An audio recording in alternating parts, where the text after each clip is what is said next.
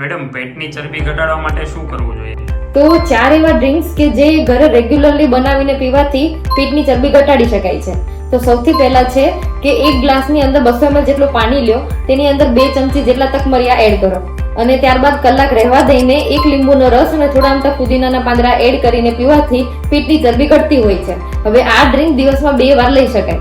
હવે બીજું છે, એક ગ્લાસની અંદર 200 ml જેટલું પાણી લ્યો, તેમાં થોડા કાકડીના કટકા અને 1 લીંબુના સ્લાઇસ કરીને એડ કરીને કલાક સુધી રહેવા દો. ત્યારબાદ એ ડ્રિંક પીવાથી પણ ચરબી ઘટાડી શકાય છે.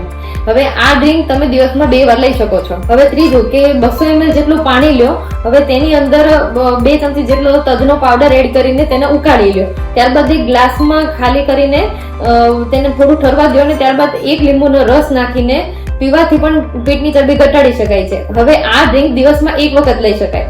હવે ચોથું છે, 200 ml જેટલું પાણી લઈને તેને ઉકાળીને તેને ગ્લાસની અંદર કાઢીને ઠરવા દો અને ત્યારબાદ તેમાં થોડો અમથો લીંબુનો રસ અને થોડો આદુનો રસ એડ કરીને પીવાથી પણ પેટની ચરબી ઘટાડી શકાય છે. હવે જો આ ડ્રિંક લેવું હોય તો દિવસમાં 1 વખત લઈ શકાય.